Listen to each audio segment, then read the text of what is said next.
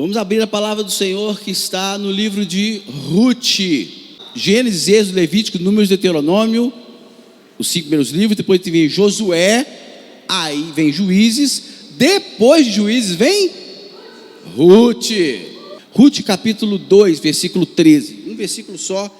Vamos ler a palavra do Senhor que diz assim: disse ela: tu me favoreces muito, Senhor meu, pois me consolaste e falaste ao coração de tua serva, não sendo eu nem ainda como uma das tuas servas.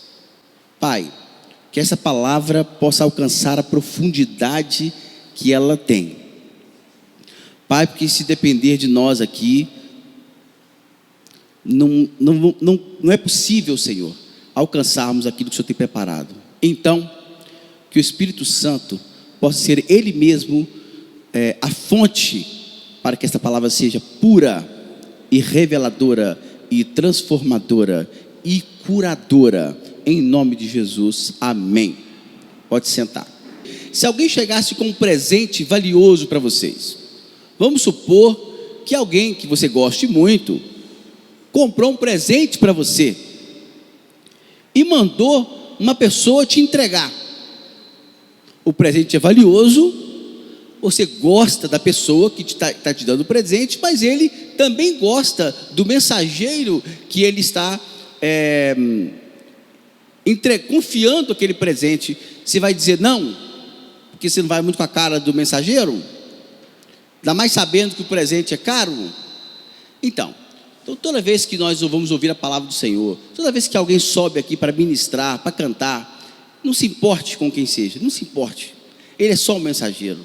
O presente não é ele que está dando, o presente ele não tem dinheiro, não tem como comprar. O presente é dado por Deus, o presente é dado pelo Senhor, e quem está entregando aqui não importa. Então, se sou eu, se é uma pessoa que você, mas essa senhora que vai pregar hoje, é aquele rapaz, é aquele moço, é aquele pastor, não, importa de onde está vindo o presente, e o presente tem que estar vindo do céu. E eu vou dizer o seguinte: o nome dessa mensagem é Boaz, tu me favoreces muito, que foi justamente o que eu acabei de ler nesse texto. Então vamos lá, vamos contextualizar, vou tentar ser rápido aqui nessa introdução. Primeiro, quem foi Ruth? Antes de você saber quem foi Ruth, você precisa saber como que Ruth entrou nessa história. Havia um homem na terra de Belém, na cidade de Belém de Judá, chamado Elimeleque. Isso aconteceu no tempo dos juízes, e eu não vou entrar em muitos detalhes, porque não, a introdução vai ficar gigante. Mas no tempo dos juízes, no tempo onde os juízes governavam Israel, ou seja, antes de se estabelecer a monarquia, antes de o primeiro rei subir ao trono, o primeiro rei foi Saul, houve um tempo de quase 400 anos, onde o povo foi governado, administrado e também repreendido pelos juízes. Durante esse tempo, a cidade de Belém passou por um período de fome, e esse moço chamado Elimeleque, ele sai de Belém e vai se mudar, ele com a sua esposa, chamada Noemi, e seus 2 filhos, Malom e Quilion. Esses 2 filhos aí, então essa família sai de Belém e vai para a terra de Moabe. Agora preste atenção numa coisa muito interessante sobre o Velho Testamento. Uma diferença interessante sobre o Velho Testamento e o Novo Testamento é que a Bíblia, ela nos ensina, ela nos comunica os princípios do céu todo o tempo. No Novo Testamento, os princípios, eles são mencionados, eles são ensinados. Jesus ensina os princípios, os apóstolos ensinam os princípios, mas no Velho Testamento não há necessariamente um ensinamento. A vida das pessoas era o próprio ensinamento. As pessoas viviam as suas histórias, e essas histórias nos comunicam certos princípios. Então vamos ao primeiro princípio. Elimeleque sai de Belém e vai para a terra de Moabe. Primeiro, o que é Belém? Belém significa cidade do pão, cidade do pão. Ele sai justamente de Belém e vai para Moabe. Aí você vai dizer o seguinte: olha, ele fez muito bem, estava com fome, estava passando dificuldade, vai morar em outra cidade porque acabou a comida? Bom, não necessariamente. Todas as vezes que vocês encontrarem alguém com o nome Ek no final, saibam que é uma pessoa nobre, que é uma pessoa rica. Então você tem Elimeleque, você tem Abimeleque, você tem Melquisedeque. Todos esses nomes que aparecem um Ek no final, não confundam com o Ek do grego, é outra coisa, estou falando de hebraico. Todas as pessoas que têm Ek no final era uma terminação que dizia que essa pessoa era nobre, era rica. Então, muito provavelmente a fome não tinha batido ainda na casa de Elimeleque. Ele simplesmente foi para Moabe por medo da fome. Ele temeu algo que estava acontecendo e antes que chegasse na casa dele, ele deu um jeito de ir para Moabe. Mas olha só que interessante. Belém é chamado de a casa do pão. E enquanto Moabe, a gente pode dizer que é a casa da carne. Essas duas casas são completamente antagônicas. Quem foi Moabe? Isso é um lugar, né? um reinado. Mas quem é esse homem que deu nome a esse lugar? Moabe foi filho de uma relação incestuosa entre Ló e uma de suas filhas. Depois vocês vão ler lá, isso está no livro de Gênesis, depois vocês dão uma confirmada, ok? Então,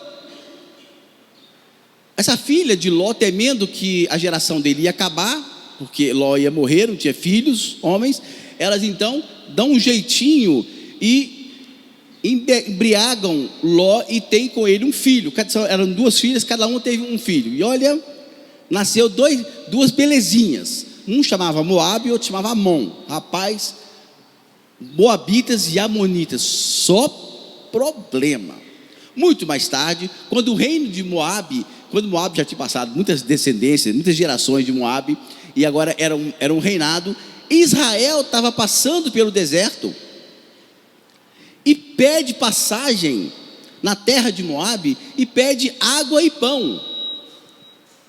E Moabe nega. Os moabitas negaram, disseram assim: nós não vamos dar pão para o povo de Deus, o povo de Israel. Então veja, Elimeleque sai da casa do pão e vai para a terra daqueles que negaram o pão para o povo dele. Essa foi a história. Elimeleque chega lá, rápido, passa um tempo, ele morre. Noemi, sua esposa, fica viúva, mas os seus 2 filhos se casam. Cada um casa com uma moça de Moabe, uma moça moabita. Uma se chamava Orfa, não é órfã não, é Orfa é o nome da mulher, e a outra se chamava Ruth. Passou mais um tempo, esses 2 moços, filhos de Noemi, morrem também. E de repente Noemi se vê completamente arrasada. Ela agora não tinha marido e não tinha filhos. Isto nessa sociedade é um desespero, porque a mulher era totalmente dependente do homem. De repente nós temos agora uma mulher que vivia uma boa vida em Belém, na casa do pão, e agora ela está na casa da carne. Mas não é da casa da picanha, não. É a casa do mundo, é uma casa mundana. É uma casa que tinha idolatria. É uma casa que não conhecia o Senhor, que negou os princípios de Deus, que abandonou os princípios de Deus. E é esse contexto que essa moça vive. É essa língua que ela fala. Ela fala a língua dos moabitas. Ela vive o jeito dos moabitas. Mas quando Noemi fica completamente completamente desprezada e pobre, Noemi avisa as 2 noras: olha, eu não tenho mais nada que me segura aqui na terra de Moabe. Vou voltar para a casa do pão, vou voltar para Belém. Então ela pega e diz para as suas noras: olha, eu vou voltar e vocês não devem me acompanhar. Vocês não devem me acompanhar, porque eu já sou velha, não tem como eu ter mais filhos. E as duas noras choram com ela, as duas falam: não, nós vamos te acompanhar, e não sei o que e tal, nós vamos contigo, estou contigo e não abro, onde você for eu vou e tal, estou contigo, estamos junto, né? Esse estamos junto que a gente vê por aí, que geralmente nem sempre está junto, né? Você vê que tem muita gente que está tamo junto com você, toda hora: ei, estou junto, rapaz, conta comigo, hein? Conta comigo porque der e vier. Mas na hora que você fala um pouquinho mais grosso, ele não está com você. Então Noemi chama a atenção das duas: não, vocês não devem ir comigo, porque eu já sou velha, não vai ficar bom para vocês o negócio. Não há chances para eu beneficiar vocês, é melhor vocês voltarem para a terra de vocês, ficarem lá em Moabe. Orfa, que é essa turma do tamo junto, falou assim: fui, não vai dar para ficar contigo não, não tem nem uma selfie comigo num lugar bacana, não dá para você fazer minha vontade, não, então não vou contigo não é do meu jeito não, Noemi, não é do seu jeito, Orfa, mas então vou embora. Em compensação, Ruth diz para sua sogra, né? Olha só, minha sogra, não força a barra comigo não, porque onde você for eu vou, onde você dormir, onde você deitar, eu vou deitar. Olha, eu vou te dizer mais uma coisa, minha sogra: o seu Deus agora é o meu Deus, e o seu povo agora será o meu povo. Eu vou contigo por onde tu fores. E aí Noemi não resistiu à verdade, à dignidade de Ruth, e Ruth a segue. O nome Ruth significa amiga, amizade, companheira. Ruth significa companheira. Ruth também significa bela de se ver, bonita de se ver. Sabe que tem gente que não precisa ser bonito, mas quando você olha para ele, você quer ser amigo dele, né? Então tem gente que é assim. Ruth era assim. Ruth, você olhava para ela, você queria ser amigo dela, e ela era uma pessoa que gostava de fazer amizades, tanto que ela se entrega totalmente em amizade, em amor incondicional por sua sogra, e elas partem de volta para a terra de Belém, para a casa do pão. Mas chegaram lá literalmente com a mão na frente e outra atrás. Leiam esse livro. Obrigado, meu amor, você é demais. Quando a Noemi chega agora preste bem atenção no que eu vou dizer, guarda isso, igreja. Quando Noemi chega de volta de Belém, os seus antigos vizinhos olham e falam assim: essa que é Noemi? A mulher de Elimeleque? Aquele cara fino? Ih, tá na pior, hein? Tá mal, hein? Tá brava a situação para ela. Olha, voltou com a mão na frente e outra atrás, hein? Algumas pessoas têm um prazer nisso, né? Como a gente tem prazer nisso às vezes, né? E assim, Noemi chegou e falou assim: olha, vocês querem saber? Não me chama de Noemi mais não, me chama de Mara. Eu não quero mais ser chamada de Noemi, eu quero ser chamada de Mara. Agora guardem uma coisa: Noemi, sabe o que significa Noemi? Doçura. Sabe o que significa Mara?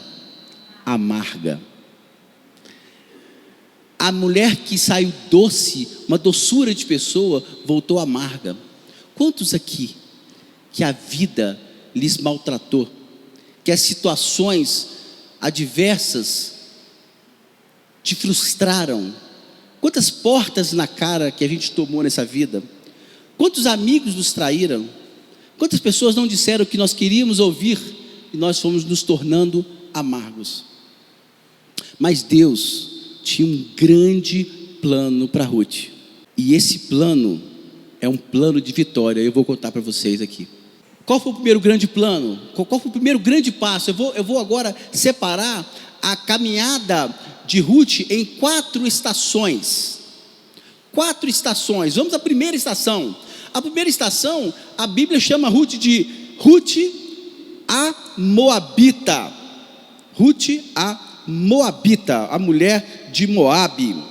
Capítulo 1, no verso 22. Assim voltou Noemi da terra de Moabe com Ruth, sua nora, a Moabita, e chegaram a Belém no princípio da cega da cevada. Olha, Não tem nada de graça na palavra de Deus. Nada de graça na palavra de Deus. Ruth resolve seguir a sua sogra num ato de fé, num ato de amor, num ato de lealdade. E ela volta e resolve abrir mão de tudo que ela tinha. Então, primeira coisa, primeira estação que todos nós vivemos, todos nós aqui somos, ou em nome de Jesus, já fomos moabitas.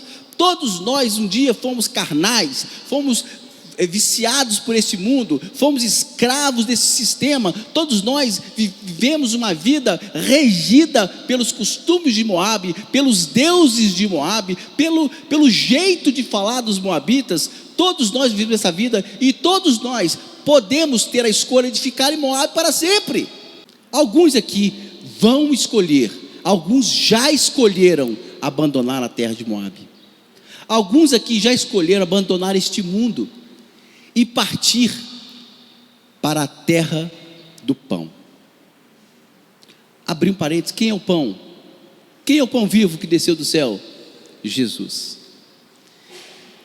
Então Ruth toma essa decisão e ela dá esse primeiro passo. O primeiro passo é: eu vou deixar Moabe para trás. Então você quer ter plenitude da graça de Deus? Não foi isso que nós lemos? Quando Ruth se encontra com Boaz no capítulo 2, ela diz assim: tu me favoreces muito. Ou seja, tu me tens favor. O livro de Ruth, ele é muito interessante, porque ele tem 4 capítulos. Os 2 primeiros falam de graça e os 2 últimos falam de descanso. E ele é um livro que tem tudo a ver com a carta aos Efésios. Um dia a gente vai fazer um estudo sobre isso. Na carta aos Efésios, que tem 6 capítulos, os 3 primeiros falam de graça e os 3 últimos falam de descanso. E o livro de Efésios e o livro de Ruth é coladinho. Pode-se até dizer que o livro de Efésios é o livro de Ruth do Novo Testamento. O primeiro passo que essa mulher deu foi confiar que o Deus de Noemi a livraria dos costumes e da vida mundana que ela tinha lá em Moabe. Segundo passo de Ruth foi seguir Noemi. Só que agora ela não serve a Noemi doce. Agora ela está decidida a seguir a Noemi amarga. Sabe o que Noemi significa? Sabe o que Noemi tipifica aqui? Noemi tipifica a vontade de Deus. Noemi é a própria vontade de Deus. Sabe quanto tempo Noemi ficou na terra de Moabe? 10 anos. E como é que vocês acham, se nesse tempo Elimeleque morreu, logo depois os 2 rapazes morrem, como Ruth começa a ficar sabendo das histórias de Israel, do Deus de Israel, do Deus que cura, do Deus que salva, do Deus que modifica, do Deus fiel, do Deus único? Como ela fica sabendo? Alguém contou para ela essas histórias. Quem foi? Foi Noemi. Mas agora, enquanto Noemi estava tudo bem, Noemi era doce pessoa, Ruth seguia. Mas e quando Noemi agora é amarga? E eu pergunto, e quando a vontade de Deus parece amarga para você? Você segue ele também? Porque quando Deus te promete bênção, doçura, é alegria. Quando as coisas correm bem, quando as pessoas estão tão legais com você, as pessoas só falam o que você quer ouvir, é tudo doce. Isto é Noemi. Mas muitas vezes Deus vai realizar as suas vontades de maneira mara. Não é de maravilha não, é mara de amarga. Muitas vezes Deus está agindo na sua vida com situações amargas, mas se você quer ter a plenitude que Ruth teve, e a plenitude que está disponibilizada aqui para você nesta noite, abandone a ideia de que somente a doçura é que é a vontade de Deus. Esteja colado nele, apegado nele. No primeiro capítulo diz que Ruth se apegou a Noemi. Então nós devemos nos apegar à vontade de Deus, seja ela doce para nós, seja ela amarga. Uma vez, sei porque que eu vou contar isso, mas uma vez nós ficamos grávidos, né? A Elisane ficou grávida e era o nosso primeiro filho, e nós preparamos o quarto, nós demos o nome para ele No 8º mês, a Elisângela foi fazer um exame, simplesmente para checar se está tudo bem, marcar a data. Mas quando ela chega lá, a médica fala assim: ô minha filha, tem algo errado com você. Tem algo errado na sua barriga. E me ligaram. Eu estava a 250 quilômetros de distância. E só disseram assim: olha, seu filho não vai nascer. Seu filho já está morto. O quartinho que você fez não vai mais rolar. Mas eu tenho outra notícia ruim para te dar. Você vai ter que escolher, porque a sua mulher está em processo de infecção generalizada e ela provavelmente vai morrer também. Você vai perder o seu primeiro filho, vai perder sua mulher. Era uma cidade pequena, mas para um parto de uma pessoa saudável estava tudo certo. Quando eu chego lá, eu encontro o meu sogro e a minha sogra me esperando, e eles disseram assim: olha, a notícia é a seguinte: se nós operarmos ela aqui, ela pode morrer, porque não tem estrutura suficiente. A UTI daqui, nós não temos UTI aqui da cidade. Se nós a levarmos para a cidade mais próxima, que tem mais recursos, ela fatalmente vai morrer no caminho. A criança devia estar uns 3 ou 4 dias morta. A placenta já estava toda contaminada. A glicemia da Elisângela foi a 600. E ela não tinha condições de ser operada. Com 8 meses, um bebê não é feto mais. Ele é considerado natimorto. Ele precisa ser enterrado. Eu chamei a médica e o meu sogro e minha sogra falaram assim: nós não vamos tomar essa decisão. Toma, que o filho é teu. Essa decisão é tua. Meu sogro, os pais dela, não tiveram coragem, porque sabia que ela podia morrer ali ou morrer no caminho. O que eu ia fazer? Falei: Deus, tem misericórdia da minha vida, tem misericórdia da minha esposa. Chamei a médica, uma menina jovem. Falei com ela assim: doutora, eu vou fazer uma pergunta para a senhora, olhando nos seus olhos. A senhora tem condições de operar minha esposa? Aquela mulher falou com certeza, que eu acho que eu nunca mais vi. Ela falou assim: eu tenho condições de operar a sua esposa. Falei: então opera aqui. Eu deixei aquele local e subi num montezinho perto do hospital e fui orar a Deus. Falei: ah, Senhor, podia ser menos amargo. Eu cantei um louvor lá em cima. Meu pai foi lá, me abraçou. Minha família toda chegou, né? Quando eu desci, o parto já havia sido feito. Eu não vou entrar em detalhes não, porque vai ficar muito emotivo aqui. Eu não quero pegar vocês pela emoção. Mas a cena indescritível, o que eu vi. Era feriado no dia seguinte e o cemitério só tinha um coveiro. E eu falei assim: eu preciso enterrar o neném. Aí meu cunhado arrumou um caixãozinho, botamos o neném dentro e o coveiro falou assim: amanhã é feriado, cara, eu vou embora. Eu falei: não, como é que eu vou enterrar o neném? Ele falou assim: eu vou abrir o buraco, você fecha. Eu subi com meu pai, com meu irmão, mais algumas pessoas, orei: essa é a tua vontade, Senhor. Enchi o buraco de terra. Mara é difícil demais. Quer plenitude? Aguenta, segura, segue Mara. Nem sempre vai ser Noemi. Aprende, irmão. Aprende, missionários. Aprende, igreja. Muitas vezes dói. Você vai ser traído muitas vezes. Mas o que tem para você é muito maior do que isso. É muito maior do que isso. Ela deixou de ser a moabita, ela entrou na terra de Belém. E agora ela vai entrar na sua segunda estação. Ela vai chegar, ela vai dizer para Noemi: nós estamos passando fome, nós não temos nada para comer, eu vou para o campo, eu vou rebuscar, eu vou remexer nos campos. Ela chegou no tempo da primeira colheita, chamada colheita da cevada. É a primeira colheita, gente. Tá de graça? Não tem nada de graça nessa palavra. Segura que tem um mistério muito grande aqui. Ela chegou e falou assim: olha, eu vou procurar pelos campos aí, e vou procurar quem esteja colhendo, e eu vou colher as sobras que cair do chão. Porque se vocês lerem um pouco mais, Levítico e Deuteronômio falam sobre isso.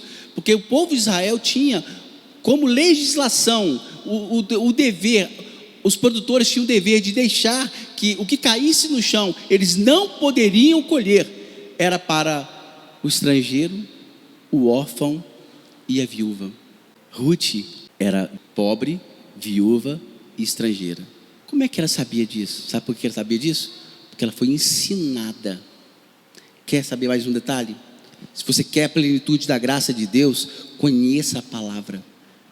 Conheça os seus direitos dados da palavra de Deus. É aqui que você sabe o que você pode e o que você não pode. Ruth foi com a lei, apegada à lei, ela sabia que ela tinha direito. E ela vai para os campos buscar mantimento para ela, e ela cai justamente no campo de um homem chamado Boaz, que é o início desse texto. Um homem muito bom, muito rico. A Bíblia diz que ela foi por acaso ali.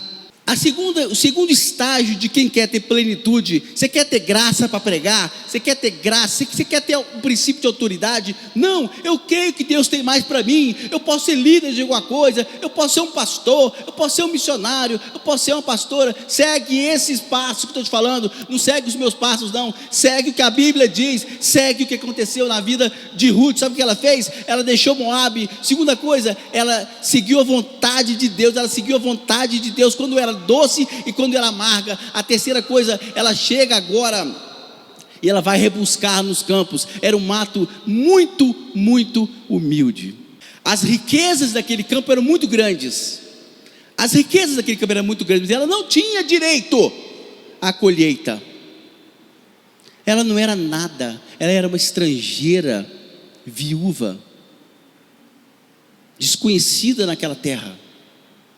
Então ela vai fazer o que toda pessoa que quer ser grande, que quer ter o favor de o seu Boaz, faz. Irmãos, para colher, cegar é colher, né? Para a colheita da cevada, as pessoas colhem em pé, mas para rebuscar,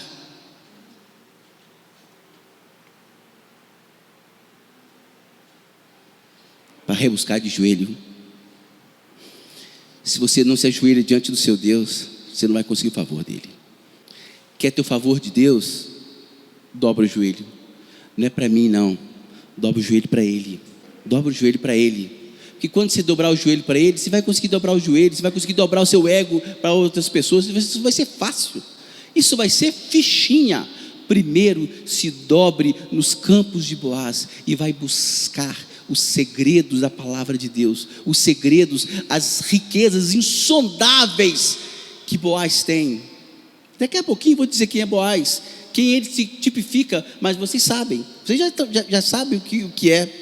Agora, por que Ruth chega no começo da cevada, ou seja, no começo da colheita da cevada?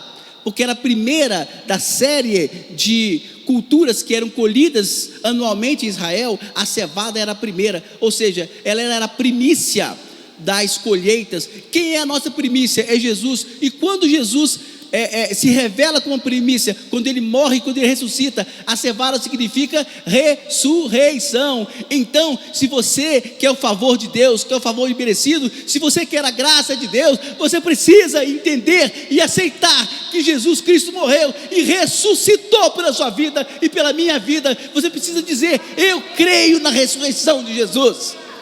Aí você está provando da cevada, porque a cevada fala da ressurreição de Jesus.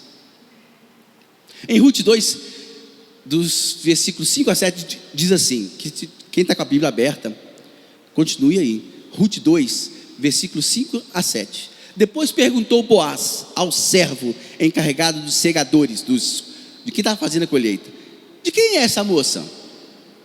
Ele viu uma moça lá catando as coisas no chão. Aí respondeu o servo dele: esta é a moça moabita, que veio com Noemi, da terra de Moabe. Disse-me ela: deixa-me rebuscar espigas e ajuntá-las entre as gavelas após os segadores. Assim ela veio, desde pela manhã até aqui, menos um pouco que esteve na choça. Meus irmãos, sabe quanto tempo que Ruth ficou rebuscando ali? O dia todo, porque a palavra de Deus, os segredos de Deus, você precisa buscar todo dia, é dia e noite. Por isso que Ruth não tinha medo, não tinha vergonha, ela não estava preocupada se alguém estava olhando para ela, se ela estava numa situação de humilhação. Ela sabia que algo grandioso estava presente, algo grandioso estava para vir para a vida dela. Ela ouviu de Noemi que esse Deus é grande, esse Deus é Deus de favor, e que a vida dela ia mudar, a sorte dela ia mudar, porque esse Deus é fiel, esse Deus não vai decepcionar você, esse Deus não vai te deixar, Ele tem favor, Ele tem muita riqueza para te dar. E ela rebusca todo dia para juntar o tesouro dela, o tesouro que ela está pegando de Boaz. Se você quer a plenitude de Deus, você precisa rebuscar sem parar os campos de Boaz. Muito bem, ela vai rebuscar porque a lei lhe favorece, porque ela é estrangeira, assim como nós não somos do céu, não ainda. Nós temos a passagem de volta, já foi comprada, mas você precisa conquistá-la. E esses são os passos que Ruth caminhou. Você está guardando os passos? Deixa de ser moabita, faça a vontade de Deus, conheça a sua lei, a sua palavra, rebusque. Quando você começar a rebuscar com carinho, Boaz vai te ver. E quando Boaz te ver, Boaz vai fazer de você seu servo. Boaz, versículo 20 do capítulo 2, olha o que vai acontecer. Capítulo 2 de Ruth, versículo 20. Então Noemi disse à sua nora: bendito seja ele, Boaz, do Senhor, que ainda não tem deixado a sua benevolência, nem para com os vivos, nem para com os mortos. Disse-lhe mais Noemi: esse homem é nosso parente, chegado e um dentre os nossos resgatadores. Continuou Ruth, a moabita, ela ainda era moabita, também ainda me disse: com os meus servos ficarás, até que acabem toda a cega que tenho. Quando Boaz viu Ruth com aquele afinco, com aquela vontade, com aquela fé de que ela estava fazendo o que precisava ser feito, que ela confiava naquele homem, ele fala assim: olha só, eu não quero tratá-la apenas como uma estranha, uma estrangeira, uma viúva, uma infeliz, eu quero torná-la minha serva. E aqui estão os servos que estão trabalhando no campo de Boaz. Eu sou um servo, trabalha comigo. Você é uma serva, vamos trabalhar junto. Porque quando você decidir trabalhar nos campos de Boaz, com os servos de Boaz, sabe o que Boaz vai dizer? Não, você não é mais uma estranha, agora você é a minha serva. Ruth agora não vai mais precisar catar os restolhos do chão. Ruth agora pode ser considerado como um dos servos de Boaz. Ela vai ter os mesmos direitos. Eu vou dizer, quando você aceita Jesus como seu único salvador, você sai de Moabe, você larga o mundo, pega o caminho da casa do pão, e aí você vai ser considerado, você vai buscar a face de Deus, e Ele vai ver que o seu coração é verdadeiro, que o seu coração é arrependido, que há verdade no seu choro, no seu arrependimento. E Ele vai dizer: se você é digno de ser, ou eu vou te dignar, eu vou te dar condições de ser o meu servo. E enquanto tiver o que colher, você vai ser meu servo. Tem outro segredo muito grande nisso.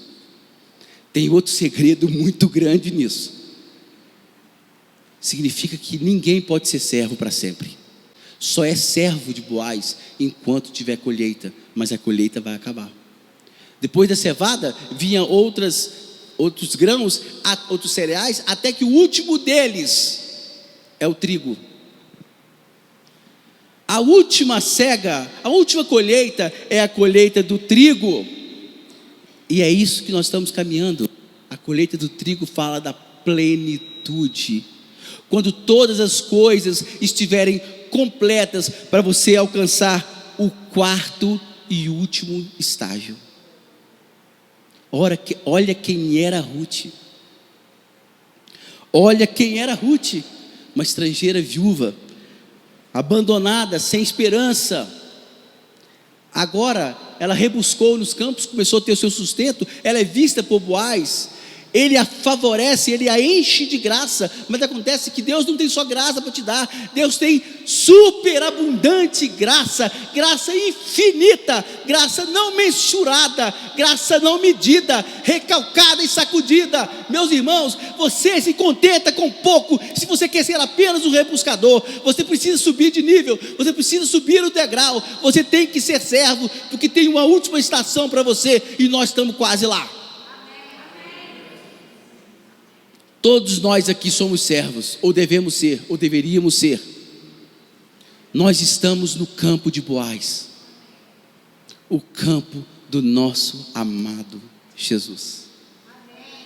Boaz é o tipo claro de Jesus, o dono do campo, que ama o que produz, que ama a sua cevada, que ama os seus servos e que os trata com carinho imenso e grande respeito. Vocês lerem aqui o livro de Ruth, vocês vão ver como ele trata os servos, como ele tratou Ruth antes de conhecê-la. Agora Ruth, de desconhecida, passa a ser rebuscadora, de rebuscadora Ruth passa a ser serva, e agora Ruth vai ser esposa. Mas para ela ser esposa de Boaz, ela precisa de uma orientação, ela precisa de um preparo. Ela não poderia ser aceita por Boaz sem que ela tivesse uma estratégia superior à mente dela. E ela tinha em Noemi ou Mara a voz do Espírito Santo. E olha o que Noemi diz para ela: você quer casar com ele? Você viu que ele gostou de você, não viu? Você viu que ele tem muito para te dar, não viu? Você quer só ser serva? Vou te dizer uma coisa, Ruth, você é bela e você pode ser esposa dele. Eu vou dizer, igreja, nós somos belos. Enquanto nós somos igreja de Cristo, nós somos aprazíveis. Essa é a igreja. Eu estou olhando aqui agora, eu estou vendo um monte de gente, mas do céu, Jesus está olhando e vê essa igreja. Ele viu uma mulher linda, uma noiva maravilhosa, mas ela precisa da orientação do Espírito Santo para se preparar, para ser digna de ser esposa dele. E Noemi vai dar a dica, vai dar a orientação, a vontade de Deus expressa pela boca de Noemi. E quem expressa a vontade de Deus aqui, quem nos sopra a vontade de Deus é o Espírito Santo. E usa esse amigo, esse consolador, usa o Espírito Santo para ditar no seu ouvido qual é a vontade de Deus e não qual é a sua vontade. E as coisas estão dando errado, você roda para cá e roda para lá, sabe por quê? Porque no centro da sua vontade está você. E o pior lugar do mundo para se estar é no centro da minha vontade. E igualmente o melhor lugar para se estar é o centro da vontade de Deus. E Noemi, a vontade de Deus, vai dar um conselho para ela.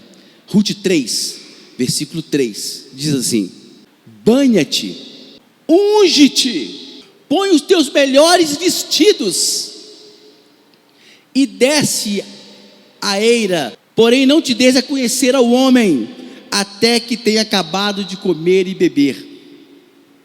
Versículo 4: quando ele repousar, quando ele for dormir, notarás o lugar em que se deita, então chegarás e lhe descobrirá os pés, e te deitarás, ele te dirá o que deves fazer. Respondeu-lhe Ruth: tudo quanto me disseres, Noemi, eu farei.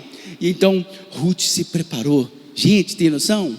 Ruth foi lá no guarda-roupa e procurou o melhor vestido. Eu acho que ela não tinha muitos vestidos, porque ela ainda era uma moça pobre, mas ela deve ter achado alguma coisa que ela trouxe, alguma coisa que estava guardada. Eu não sei se ela conseguiu juntar algum dinheirinho nessa cega e comprou alguma coisa para ela. Eu não sei como foi. Eu sei que ela achou um vestido maravilhoso. Ela pegou o melhor perfume que ela tinha, ela pôs sobre si. Ela estava linda, perfumada, limpinha, toda ataviada, toda adornada. Agora eu vou encontrar com meu noivo, com a pessoa que tomou o meu coração.